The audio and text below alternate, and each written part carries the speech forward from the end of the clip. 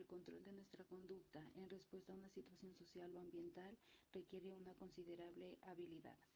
Son los lóbulos frontales los que controlan la conducta en relación con el tiempo y el lugar. El lóbulo frontal puede realizar esta función solo si se le aporta información sensitiva importante. El lóbulo frontal es el que se encuentra por delante de la cisura de Rolando. El lóbulo temporal constituye el 20% del neocórtex y está formado por varias regiones funcionalmente distintas que agruparemos en 3 categorías.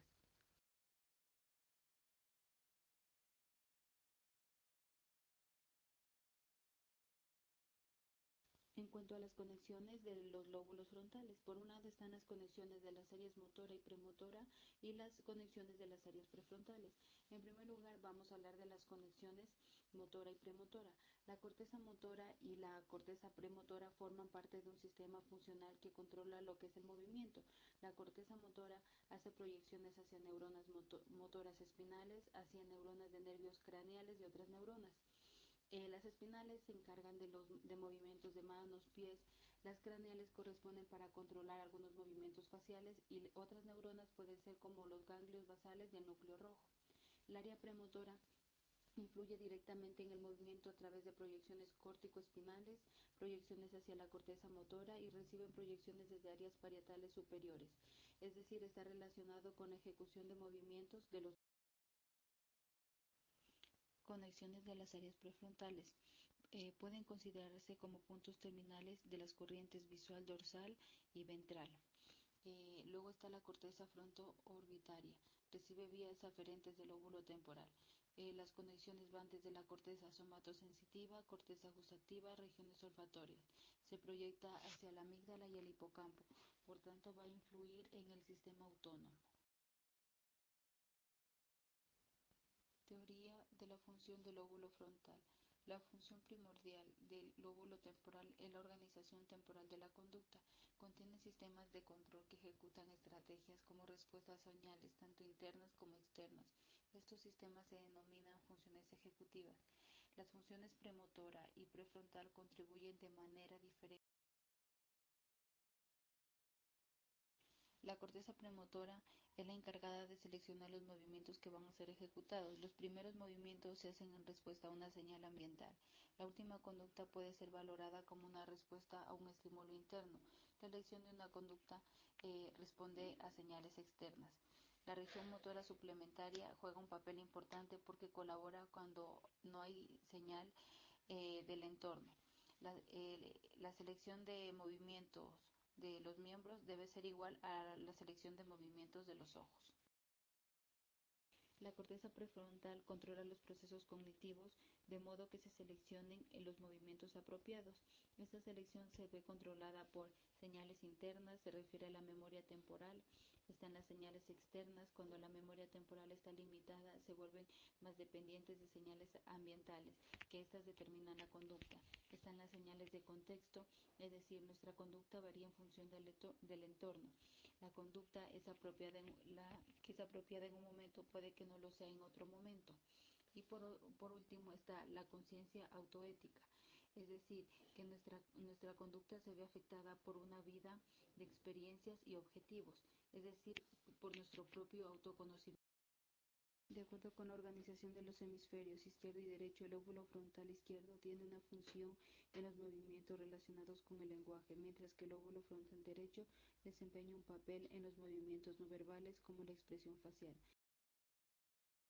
Los síntomas de las lesiones del lóbulo frontal son de gran importancia. Algunos de los efectos de las lesiones que se producen en la corteza frontal.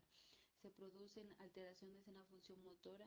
Las personas tienen dificultades para realizar movimientos, incluso para hablar. Algunos de estos problemas son movimientos finos, velocidad y fuerza se ven deteriorados, programación de los movimientos. Los lóbulos frontales pueden desempeñar un papel específico en el control del rostro, incluso el de la lengua. La mirada voluntaria, lesiones del lóbulo frontal producen alteraciones en la mirada voluntaria. Descarga corolaria. Cuando usted mueve los ojos hay una señal nerviosa que indica que el movimiento sucederá y el mundo se mantiene estable. Por último, se produce un daño en el habla. Si el lóbulo frontal tiene un mecanismo para seleccionar respuestas, debe seleccionar también las palabras.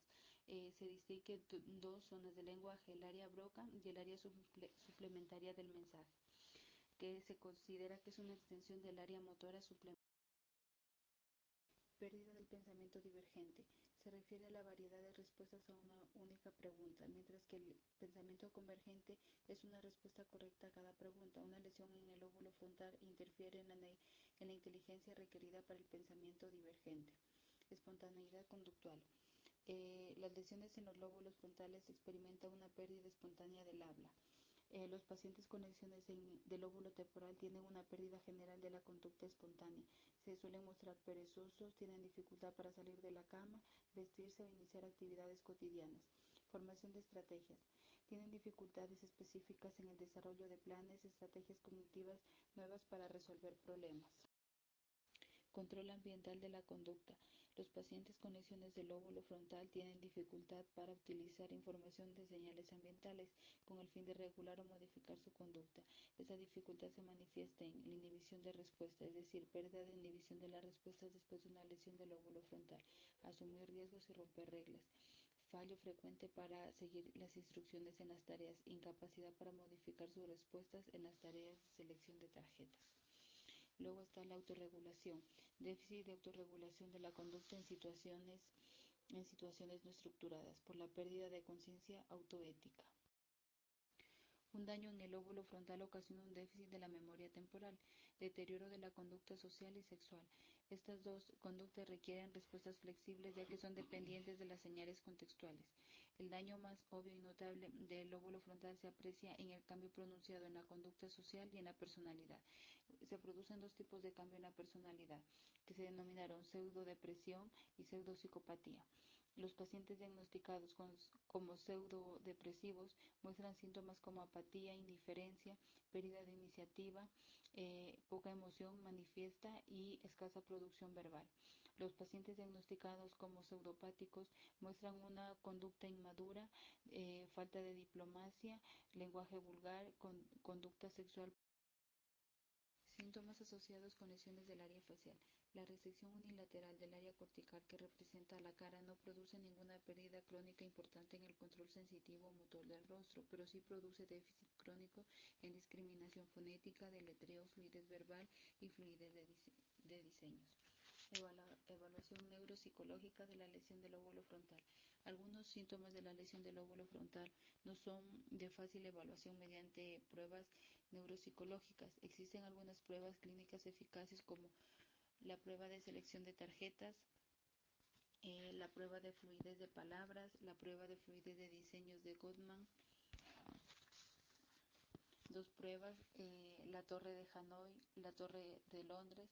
La evaluación de la función motora abarca pruebas de fuerza, velocidad de golpeteo de los dedos y secuenciación de movimiento. Las pruebas más simples de programación de los movimientos, como la prueba de la caja de Kimura.